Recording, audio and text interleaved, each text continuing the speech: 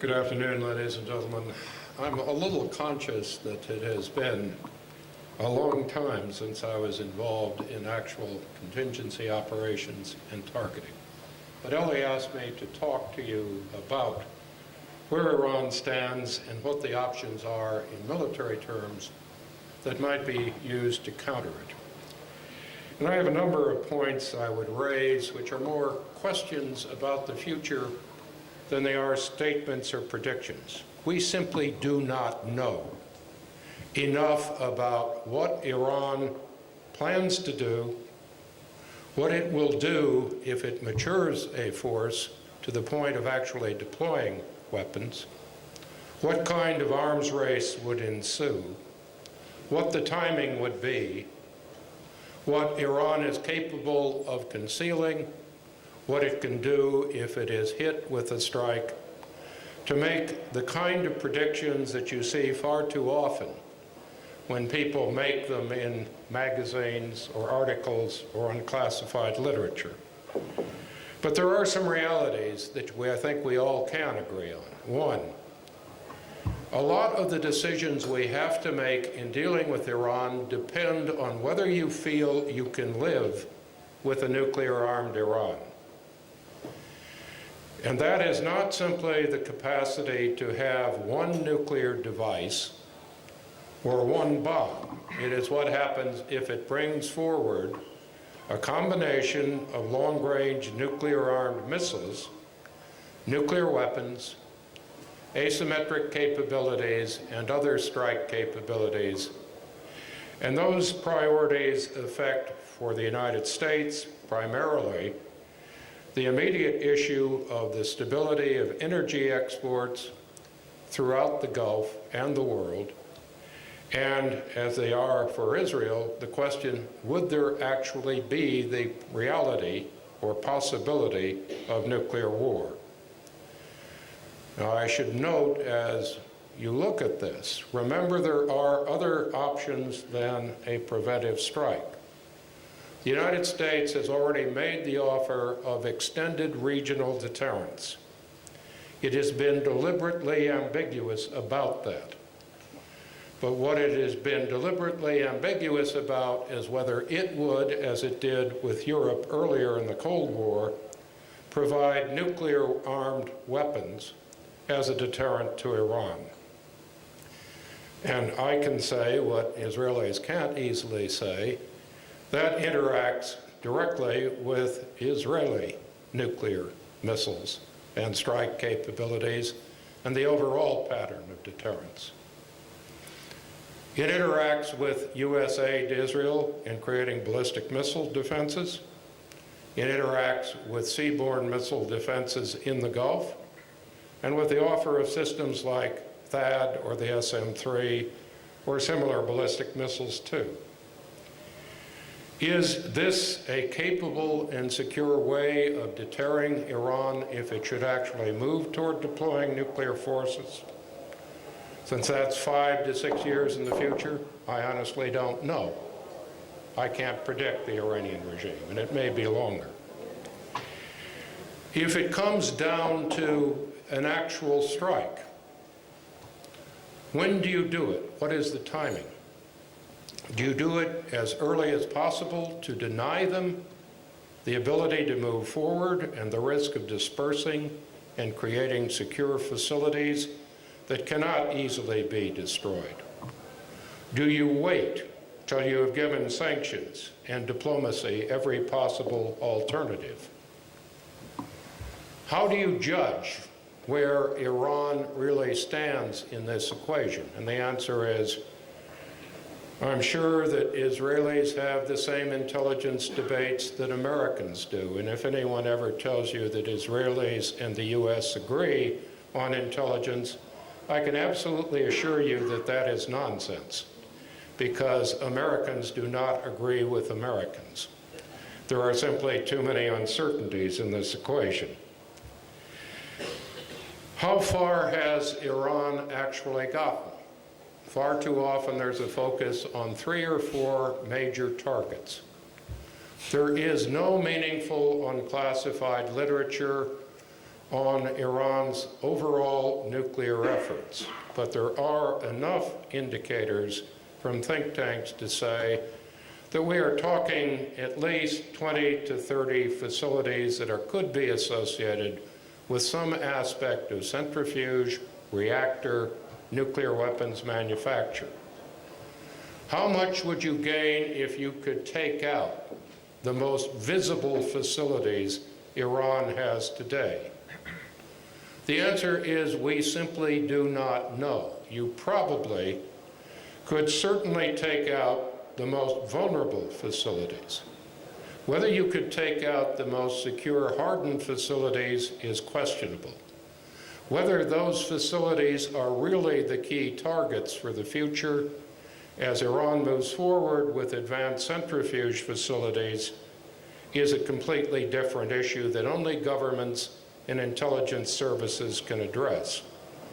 But remember, most of what you read is based on one facility using one early type of centrifuge. And we know that there are at least 3 others and probably 5. And how far they've gotten and how far they can get and how quickly is open. If, as some people suspect, they have every other component of nuclear weapons manufacture, at least at the technology base level, that can be dispersed throughout the country. And if I were an Iranian, I would. How good can we actually be in damage expectations? The answer is a lot more difficult than most people seem to think. It is extraordinarily hard to estimate how well you can hit a hardened target. The fact is that the only way to do it is to conduct actual tests against a simulated facility, and often those can be very misleading. People have all kinds of calculations. I've had to work with them operationally. Let me say that the handbook is not a reliable predictor, and neither is the field test. You find out when you've done it, when you're dealing with a hardened target. We've had successes in Iraq and elsewhere. That's not a guarantee for the future.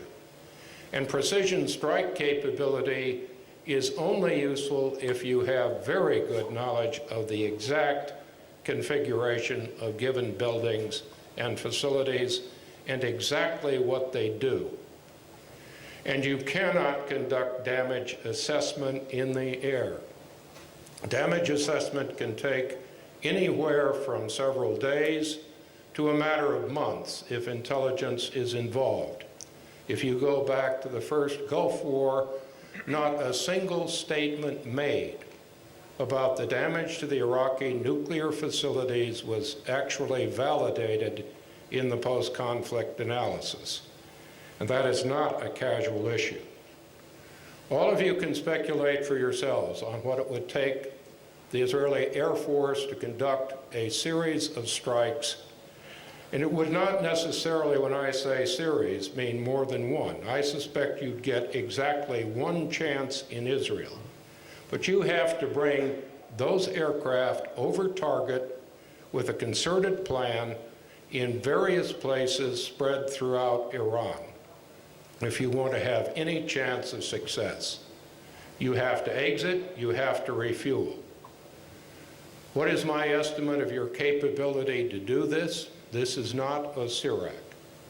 Could you delay them possibly for 1 to 2 years? Probably. Would you in the process create a massive new stimulus to an Iranian effort? Possibly as well. Could we in the United States carry out a fundamentally different approach? Yes, we could, if we had the support of the Gulf states. But we're talking essentially about several hundred strikes at multiple targets. If we do this, we would almost certainly take out a good part of the Iranian air defense system.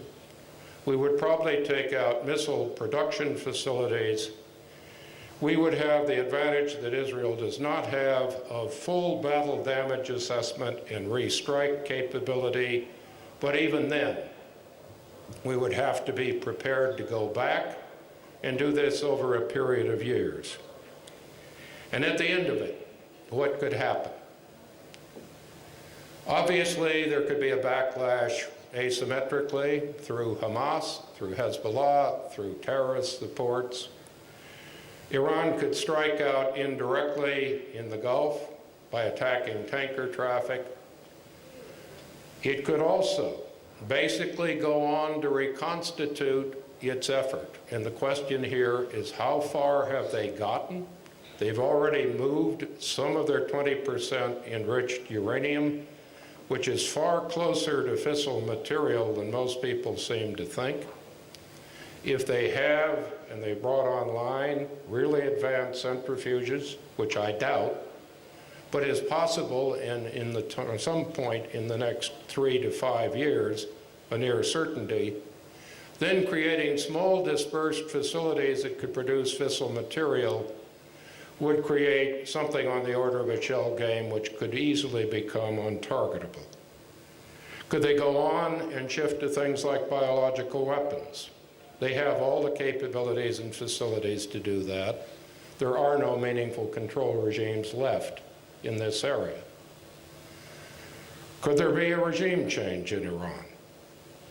Could that occur in ways that didn't reflect or have anything to do with this option? Well, the answer there is yes. So I've given you about 7 major areas of uncertainty. About all I can say very clearly is that the United States position is very clear at this point in time. We do not want this type of strike to take place. We do believe that we should go on with sanctions. We are not prepared to conduct these strikes. That has been the position of the Secretary of Defense, the Chairman of the Joint Chiefs, the President, and the Secretary of State. And without getting into it at any length, have we given Israel as close to a red light in public as we can and still be polite about the subject? The answer is yes, we have. And with that, let me quit.